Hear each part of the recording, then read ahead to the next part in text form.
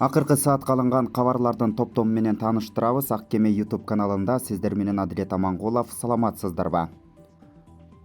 Кыргыз казак чегарасындагы ак телек көзөмөл өткөрүү пунктунда жүздөй кыргыз жүк ташуучулары турат. Бул бүгүн 15 июль саат 8:00 карата алынган маалымат экенин мамлекеттик чегара кызматынан кабарлашты. Мекеменин маалыматына караганда жүк ташуучу унаалардын 30-40 контейнер ташыса, калганы эл керектөөчү товарларды жана тамак аш азыктарын ташыйт. Аталган өткөрүү пунктунда жүк ташуучу унаалардын топтолушу экономикалык иштин активдешүүсү жана жүк жүгүртүүнүн сезондук көбөйүшү менен байланыштуу. Мамлекеттик чегаранын кыргыз казак тилкесиндеги башка өткөрүү пункттарында адамдардын жана унаалардын тыгыны катталган жок дешти маалымат кызматынан. Президенттин аппаратынын мурдагы орун басары Алмамбет Салиев УКМКнын тергөө абагында калтырылды. Бул тууралуу анын жактоочусу Жыргалбек Бабаев билдирди. Ал буга чейин Алмамбет Салиевдин баш коргоо чарасын карап сотко чейинки өндүрүш убагында эч жакка чыкпоо талабы менен бошотууну суранган. Ал эми соттук коллегия адвокаттын арызын канааттандырган жок. Эске сала кетсек, Алмамбет Салиев мыйзамсыз баюу фактысы боюнча шектелүүдө. Тергөөнүн версиясы боюнча ага байланыштуу адамдардын атына катталган кыймылсыз мүлк объектилеринин жалпы наркы $900 000 ашат. 9 июльда УКМК тарабынан терроризмге каршы иш-чаралардын комплексин уюштуруучунда диверсиялык аракеттерди уюштурууну пландаштырып жаткан МА аттуу чет өлкө жаранынын ишмердүүлүгүнө бөгөт коюлду. Бул тууралуу УКМКнын маалымат кызматы кабарлайт. УКМК өлкө аймагындагы эл аралык терроризмдин мүчөлөрүн жана колдоочуларын аныктоо жана аларга бөгөт коюу иш-чараларын улантууда. Сот Москвадагы мушташка катыштыгы бар мигранттарды 15 күнгө камакка алды. Бул тууралуу жергиликтүү маалымат булактары кабарлайт. 6 жарандын иши каралып, 15 күндүк мөөнөткө камакка алуу түрүндөгү административдик жазага тартылды. Азырынча бизде болгону 6 иши бар. Аларга өлкөдөн чыкпоо талабы менен административдик камакка алуу чарасы дайындалды деп берилет соттун чечиминде. Кыргызстандык Хаятхон Хусан кызы Токиодо өтөп турган Паралимпиада оюндарына жолдомо утуп алды. Бул тууралуу маалыматты жергиликтүү басма сөз каражаттары жазып беришти. Маалыматка ылайык, спортчу айым көзү азиздер арасындагы парадзюдо боюнча мелдешке 57 кг салмакка чейинки категорияда күч сынашат. Бул Кыргызстандын Паралимпиада оюндарына алган экинчи жолдомосу. Буга чейин биринчи жолдомону ядрону алыстыкка ыргытуу боюнча спортчу Арстанбек Базаркулов жеңген. Паралимпиада оюндары Япониянын Токио шаарында өтөт. Мелдештер 24 августта башталып 4 сентябрга чейин созулат.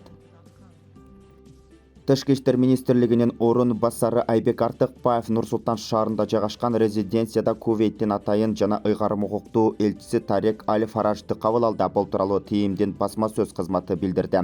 Маалыматка ылайык, тараптар Кыргыз-Кувейт кызматташтыгынын маселелерин жана өз ара кызыкчылык жараткан бардык тармактары боюнча өнүктүрүүнүн келечегин талкуулашкан. Аны менен катар тараптар ушул жылдын июнь айында Кувейттин Жазира Airbus авиакомпаниясы тарабынан иштей баштаган Эл-Кувейт Бишкек шаарларынын ортосундагы түз аба каттама ачылгандан бери Кувейт жана араб өлкөлөрүнүн туристтердин агымын көбөйгөндүгүн белгилешти.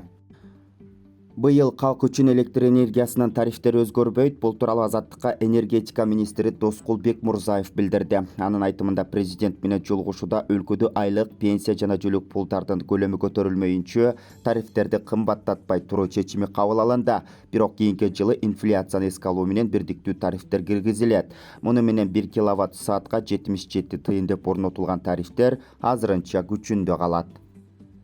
Кыргызстан аймагына жарандарды транспорт менен кире алган мамлекеттердин тизмеси кеңейтилет. Бул тууралуу 24 агенттигине туризм департаментинен билдиришти. Бүгүнкү күнгө карата биздин өлкөгө аба жолдору менен бардык чет элдиктер жана туристтер кире алат. Аларга чектөөлөр жок. Ал эми министрлер кабинетинин буйругуна ылайык унаа менен 33 мамлекеттин жарандары кире алат.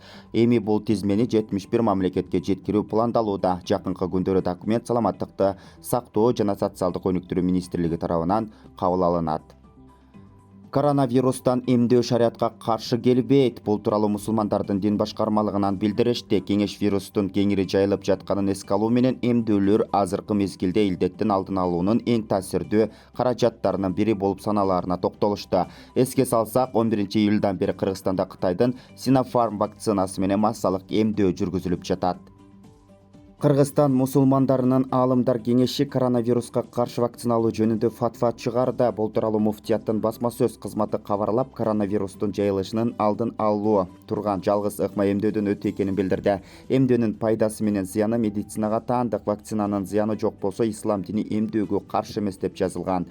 Аалымдар кеңешинин чечиминде Кыргызстанда 18 жаштан ашкан жарандарга Кытайдын Синофарм, Россиянын Спутник В вакциналары акысыз сайылууда.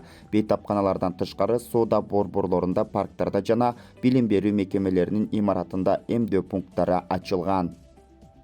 Кыргызстанда Сабиз арзандап баштады. Монополдукка каршы күрөшүү мамлекеттик агенттигинин маалыматына ылайык өсүмдүктүн жаңы түшүмү жыйнала башталгандыктан баасы дагы жөнгө салынууда. Алсак учурда базарларда Сабиздин 1 килограммын 50 сомдон сатып алса болот. Эске салсак, жайдын башында Сабиздин баасы кескин кымбаттап, килограммы 120 сомго чейин жеткен болчу.